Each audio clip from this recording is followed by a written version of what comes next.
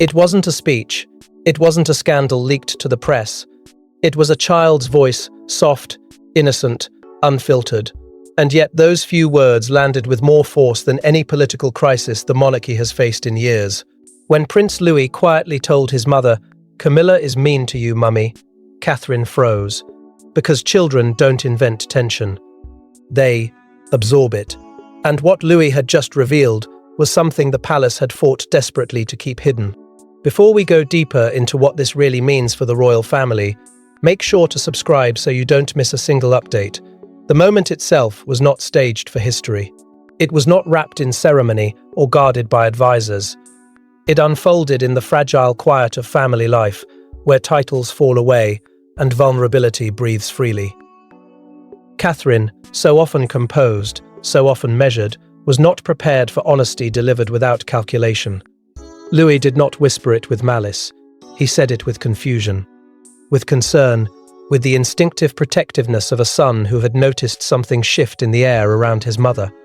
For years, Catherine had mastered the art of endurance. She had smiled through scrutiny, absorbed criticism without retaliation, and navigated palace hierarchies with almost surgical grace.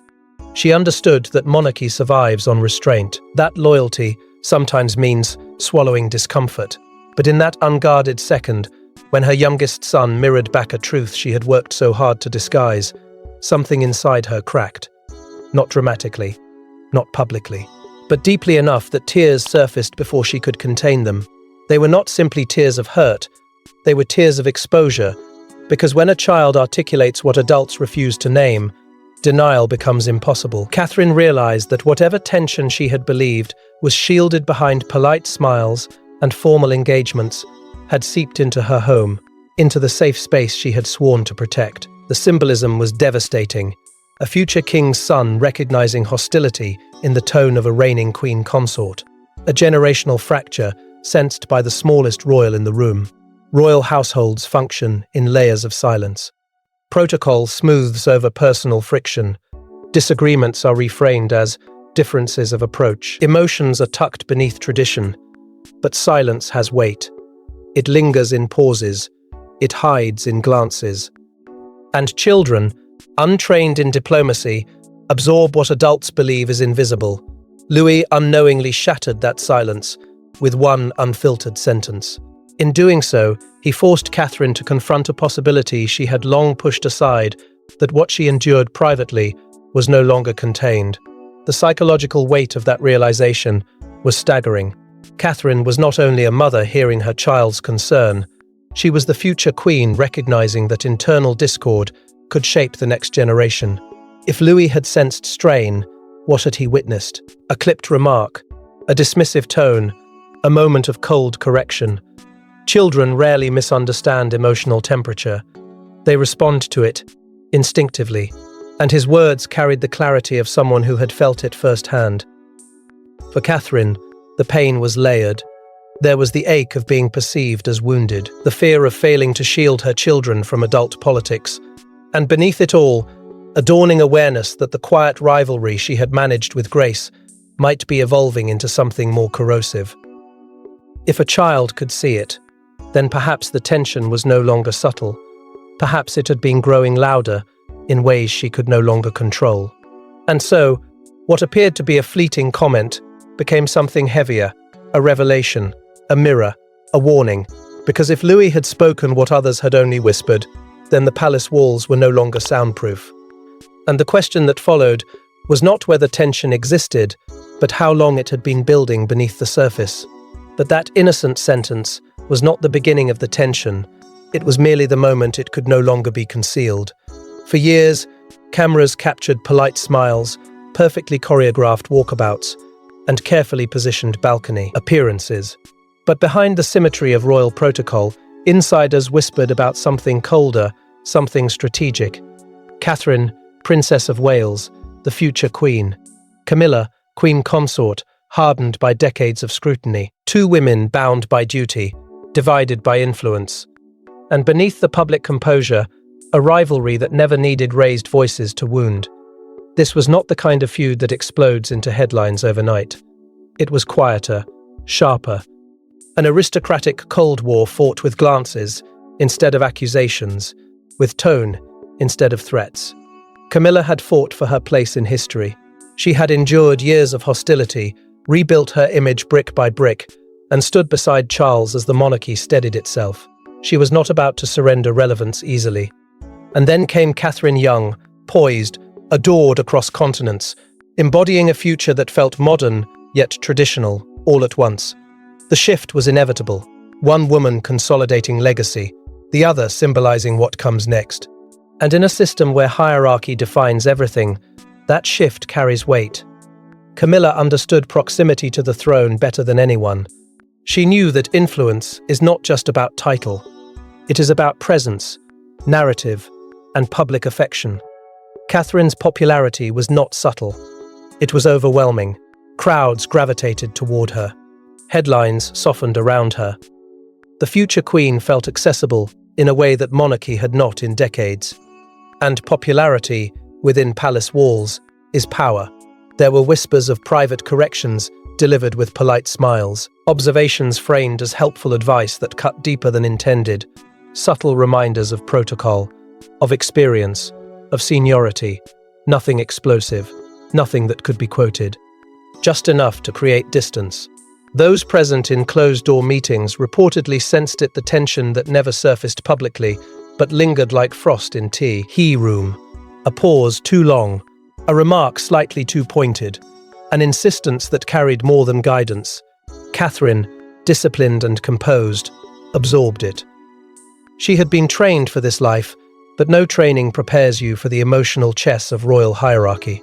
Preparing for queenship meant learning when to speak and when to yield, when to shine and when to step back. It meant honoring the present sovereign structure while quietly becoming its future. That balancing act is delicate and exhausting. Camilla, for her part, was not a villain in a fairy tale. She was a survivor, a woman who had weathered public fury and rebuilt her standing through resilience. But survival sharpens instincts. It makes one protective of status, guarded about succession, and hyper-aware of perception. The contrast between them, Catherine's effortless global appeal and Camilla's hard-won acceptance, created a silent comparison that neither could fully escape. Over time, that comparison may have deepened into something unspoken yet palpable. Palace staff, loyal but observant, reportedly adjusted their tone depending on who entered the room.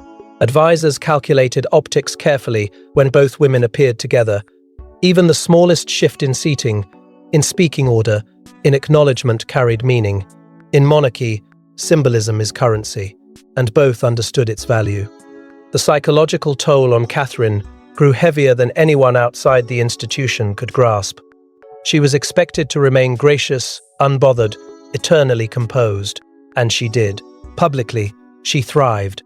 Privately, she navigated terrain that required strength without confrontation. But strength does not mean immunity. Repeated friction, however subtle, leaves marks. And then there is the detail that changes everything, the possibility that these undercurrents were not as invisible as believed. Children listen when adults assume they are distracted.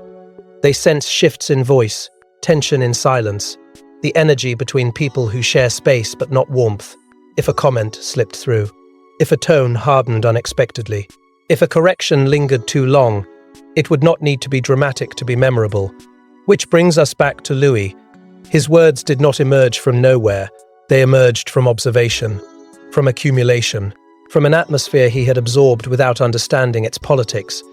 If rivalry had been simmering quietly for years, contained behind decorum and discipline, then perhaps it had finally radiated beyond its intended boundaries. And if the rivalry simmered quietly for years, one question lingered: why did it reach Louis? Children are the monarchy's most protected treasures, shielded from headlines, guarded from conflict. But no amount of gilded walls can silence emotional undercurrents. Prince Louis is known for his spontaneity, his expressive nature, his unfiltered honesty. And sometimes, in the most carefully controlled households on earth, it is the smallest royal who tells the biggest truth. In palaces where every word is weighed and every gesture measured, children operate by instinct. They do not analyze hierarchy. They do not calculate optics. They read tone. They study pauses. They absorb the subtle tightening of a smile or the sharpness hidden inside a polite sentence. Long before adults acknowledge strain, children feel it. They sense when warmth cools. They recognize when affection is forced. And in doing so, they often become silent witnesses to tensions carefully disguised as normalcy. Louis, by all accounts, is especially perceptive, energetic, yes, playful, certainly, but also emotionally open in ways that defy royal rigidity. He reacts visibly. He mirrors moods. He asks questions that others might avoid. That kind of temperament makes him vulnerable to atmosphere. If a room shifts, he shifts with it. If voices sharpen, even slightly, he notices. And in a family navigating generational power and quiet rivalry, even minor changes carry emotional weight. It is not difficult to imagine moments that lingered in his mind. A conversation that ended too abruptly. A comment delivered with edge beneath civility. A correction that felt less like guidance and more like dismissal. Children do not require full context to register discomfort. They assemble meaning from fragments, a raised eyebrow, a clipped response, a silence that stretches too long. These fragments accumulate quietly until they form a picture. Catherine, fiercely protective, would have worked tirelessly to shield her children from such dynamics. She understands the cost of exposure. She knows that royal life demands composure, even in private spaces. If she felt tension, she likely softened her tone, redirected conversations, masked frustration with reassurance. She would have smiled more brightly, spoken more gently, hoping to neutralize what could not be openly addressed. But concealment has limits. Emotional strain seeps through even the most disciplined exterior. The burden she carries is immense. She is not only a mother soothing scraped knees and bedtime worries. She is the future queen, navigating internal complexities while preparing her children for a destiny none of them chose. To be both nurturing and strategic at once is exhausting. To carry personal hurt without letting it touch your children is even harder. And the moment she realized that Louis had sensed her discomfort was not just painful, it was devastating. Because it meant her suffering had not been invisible.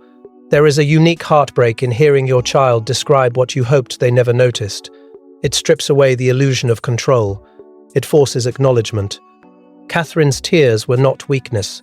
They were recognition. Recognition that emotional currents inside the palace had reached beyond adult diplomacy and into the consciousness of a child. Recognition that the tension was no longer theoretical, it had been experienced. And that is what makes Louis's comment so powerful. It was not dramatic. It was not accusatory. It was protective. A son defending his mother in the only language he knows, which raises a question far more unsettling than palace gossip ever could. If Louis spoke from observation rather than imagination, then how many moments had built up inside him before he finally gave them words? But if Louis had noticed something, Catherine's tears suggested it wasn't imagination, it was memory. Catherine has been trained for composure, years in the public eye, endless scrutiny, perfect posture, under pressure. Yet insiders claim that in that moment when Louis spoke, something in her cracked, not publicly, not theatrically, but deeply, because it wasn't just about Camilla, it was about years of endurance, silent diplomacy, and the exhaustion of constantly choosing grace over confrontation. For more than a decade, Catherine has carried the weight of expectation with almost superhuman steadiness. She entered the monarchy not as a seasoned insider, but as an outsider who learned quickly that survival depends on restraint. Harmony must be protected at all costs. Personal discomfort must be absorbed quietly. Public unity must remain untouched, even when private dynamics grow complicated. She understood the assignment, and she fulfilled it flawlessly. Behind that composure, however, lay a constant balancing act. Loyalty to Charles III, respect for hierarchy, acknowledgement of Camilla's position. At the same time, she had to preserve her own dignity, her own identity, her own vision for the future she would one day lead. That is not a simple equation. It is a daily negotiation between silence and self-respect, between diplomacy and authenticity. between survival and self-protection. There were moments, insiders suggest, when Catherine chose harmony over pride, when she allowed subtle slights to pass without response, when she redirected conversations rather than escalate them. She was not naive, she was strategic. She understood that the monarchy cannot withstand open fractures at the top, so she became the bridge between an older guard shaped by controversy and a new generation shaped by global admiration. But being a bridge can feel like standing in the middle of two opposing forces, absorbing pressure from both sides. Catherine represents renewal. She embodies the monarchy's modern face, approachable, grounded, empathetic. Camilla represents resilience and hard-earned legitimacy. Between them lies an unspoken tension about influence, relevance, and legacy. Catherine has navigated that terrain with quiet intelligence. Yet intelligence does not erase emotion, and emotion does not disappear simply because it is suppressed. When Louis spoke, he did more than comment on behavior. He exposed the toll of that suppression. Catherine's tears were not weakness. They were the release of accumulated restraint. Tears can signal pain, yes, but they can also signal relief. Relief at no longer pretending the tension was invisible. Relief at realizing she was not imagining the strain. Relief that someone, even a child, had validated what she had endured in silence. For a woman so defined by poise, that emotional unraveling was monumental. Not loud, not dramatic, but transformative, because once the truth is acknowledged, even privately, it becomes harder to return to silent tolerance. The moment of cracking is often the moment of awakening. And then there is William. Those close to him describe a man fiercely loyal to his wife, protective in ways T.hat echo both instinct and experience. He has seen what prolonged internal conflict can do to a family. He understands the damage that unresolved tension can cause across generations.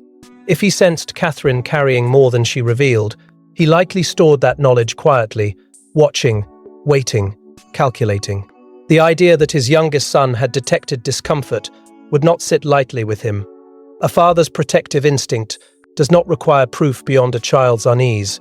It requires recognition, and recognition can become resolve. Catherine's tears, then, were not only about exhaustion. They marked a shift from silent endurance to emotional clarity, from absorbing strain alone to acknowledging it within her closest circle. The awakening was subtle, but it carried consequences, because when a future queen stops pretending everything is fine, the internal balance of power begins to tilt. And as Catherine struggled privately, another royal figure was quietly reaching his limit. William, Prince of Wales, is known for restraint, discipline, duty above all else. But when it comes to Catherine, and especially their children, those who know him describe a different force: calculated, protective, unforgiving. If Louis sensed cruelty and Catherine broke in tears, what did that awaken in the future king? Because history shows that when William draws a line, it is not easily erased. William has always understood the cost of instability inside a royal household. He grew up watching fractures widen into public wounds. He learned early that private tension, if left unaddressed, eventually becomes national spectacle. That memory shaped him. It hardened his sense of responsibility. It sharpened his instinct to protect the family unit he built with Catherine I. He views not as an extension of the crown, but as its emotional core. His loyalty to Catherine is not performative. It is foundational. She is not only his wife, she is his partner in shaping the future monarchy. Together they represent continuity with evolution, stability with compassion. If Catherine carried quiet strain, William would not dismiss it as minor friction. He would catalogue it, measure it, weigh its implications. And if his son articulated discomfort, that would not be brushed aside as childish exaggeration. It would be treated as evidence. There have long been whispers of disagreements behind palace doors, differences in approach, differences in influence, perhaps even differences in how the next era of monarchy should look. Camilla, having secured her place beside Charles, understands the importance of presence and authority. William, preparing for a reign that will eventually define his generation, likely holds firm ideas about protecting his household from unnecessary tension. These perspectives do not always align. The generational divide is not merely about age, it is about vision. Charles's reign carries decades of history, controversy, and reconciliation. William's future reign carries expectation renewal, modernization. If internal dynamics threaten that transition, William would see it not as a personal irritation, but as a strategic risk. Louise's words may have validated something William already suspected: a subtle imbalance, a pattern of tone, an undercurrent Catherine chose not to emphasize, but could not fully conceal. When a child confirms what instinct already hinted at, suspicion transforms into certainty. And certainty demands response. William's protective instinct is not loud, it is deliberate. He does not erupt without calculation. He studies consequences. He anticipates fallout. But make no mistake, when it comes to emotional harm within his immediate family, his tolerance is limited. A father who senses his wife distressed and his child unsettled will not ignore the source. He will define it. Quietly, perhaps. Privately, certainly. But firmly. The question is not whether William felt anger. It is how he chose to channel it. Direct confrontation could fracture the delicate balance of senior royals. Silence could allow resentment to deepen. Between those options lies strategy. A recalibration of access, a tightening of boundaries, a subtle shift in proximity.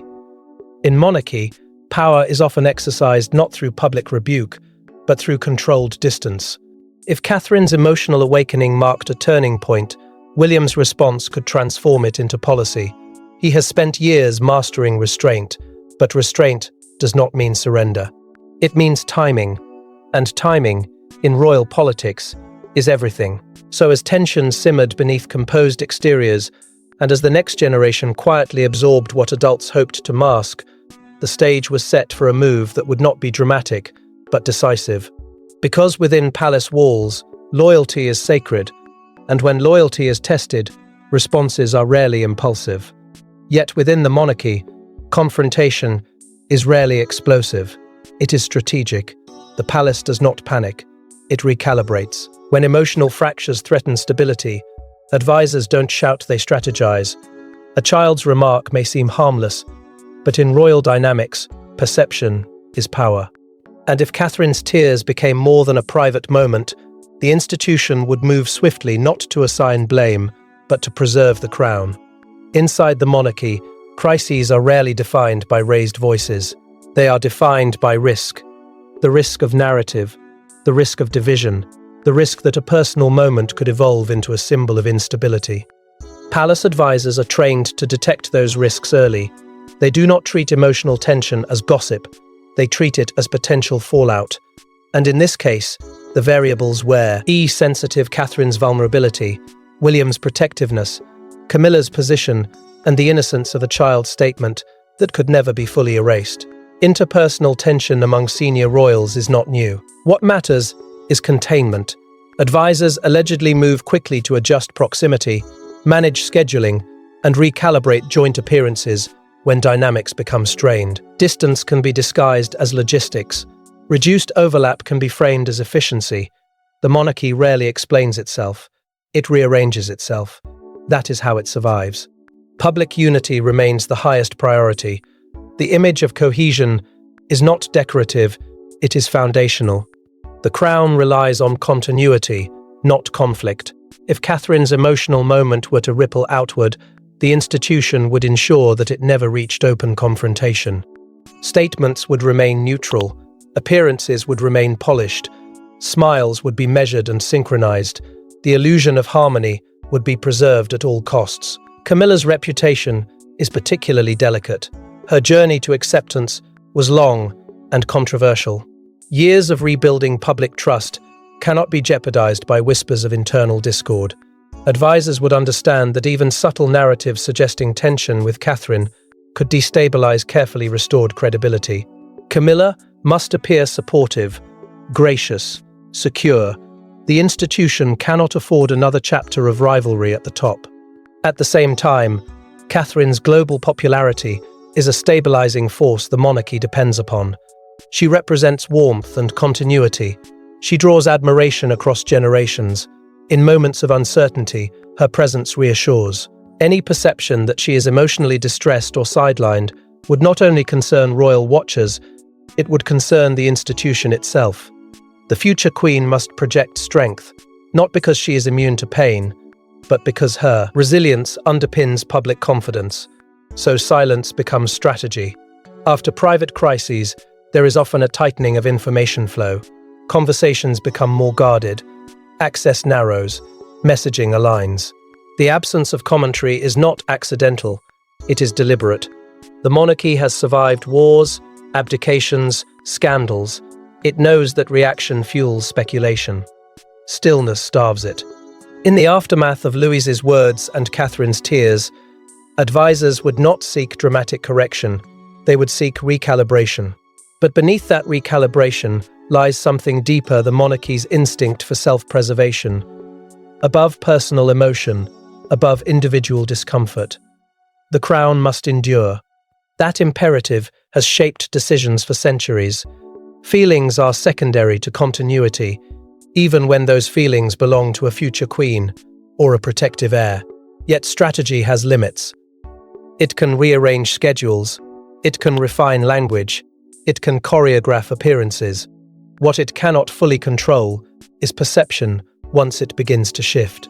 And when subtle changes become visible, when observers notice nuance, the institution's silence can feel louder than any statement, because while the palace may recalibrate quietly, the outside world watches relentlessly. It reads between the lines. It analyzes posture, tone, timing. And if the emotional undercurrent that reached Louis begins to ripple outward, no amount of strategic stillness can entirely contain it. But no strategy can silence what the public begins to sense. Royal watchers notice everything. A glance held too long, a smile that doesn't reach the eyes. And when Catherine appeared subdued days later, speculation ignited. Was it exhaustion, pressure, or something deeper? Because when the future queen looks shaken, the world doesn't just watch, it analyzes. It began subtly, a pause before answering a question, a composure that felt slightly more guarded than usual. Nothing dramatic, nothing that could be isolated as proof. But monarchy has trained its audience as much as it has trained its heirs. Observers have studied Catherine for years. They know her rhythm, her warmth, the effortless steadiness she carries into every engagement. So when that rhythm shifts even slightly, it does not go unnoticed. Commentators framed it carefully at first. Perhaps she's tired. Perhaps the schedule has been demanding. Yet beneath those polite interpretations was a current of curiosity. Catherine has long embodied resilience.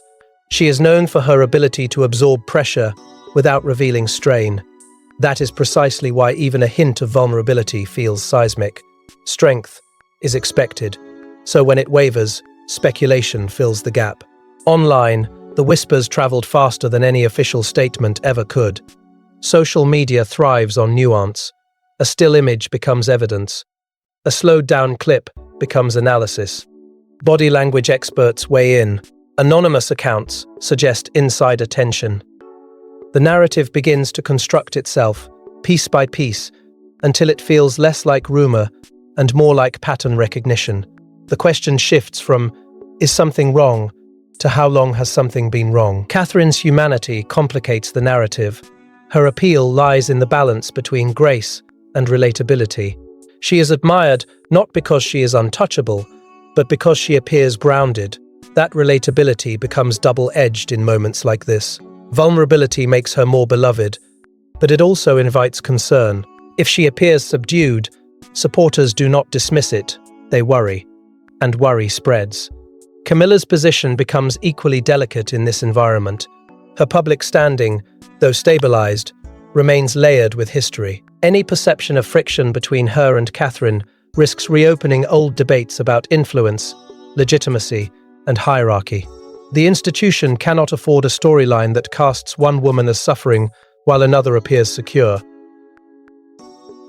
Yet perception is rarely balanced. It gravitates toward emotion, toward sympathy, toward the figure who seems most visibly affected. As online conversations intensify, they begin to shape mainstream commentary. Headlines become more suggestive. Analysts note scheduling separations. Appearances are dissected for symbolism. A simple change in seating order becomes interpreted as distance. A brief exchange becomes decoded for tension.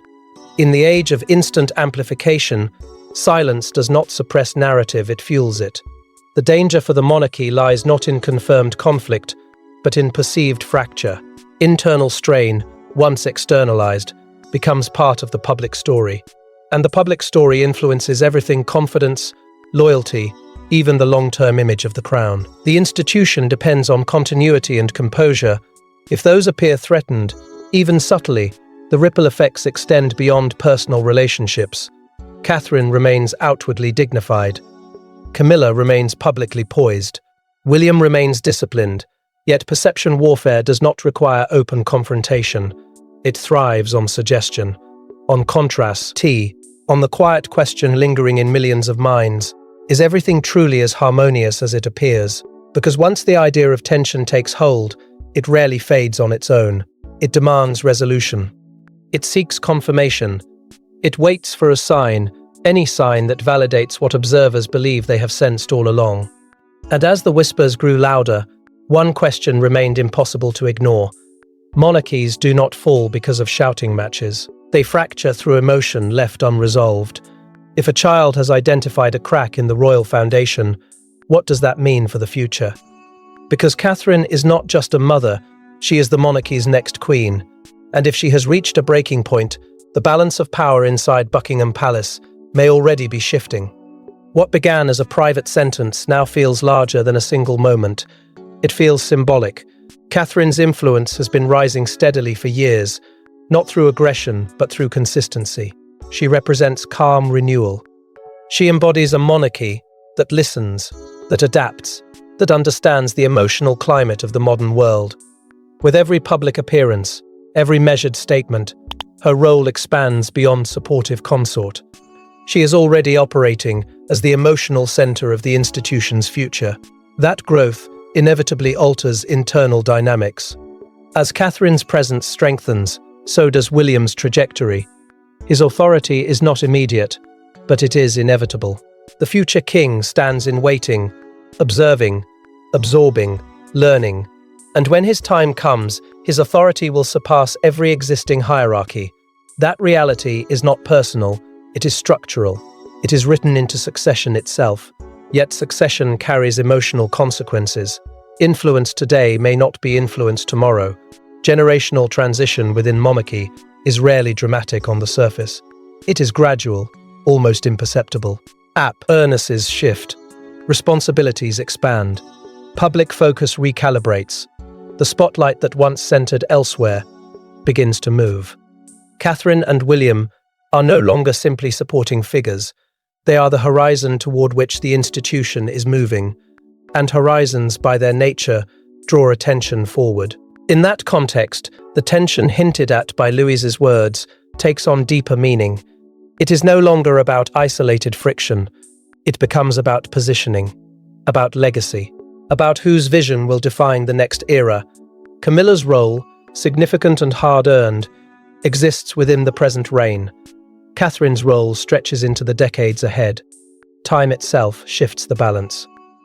This does not require confrontation. It requires patience. As years pass, proximity to power evolves. Public affection consolidates around the future. The monarchy adapts subtly to reflect what is coming.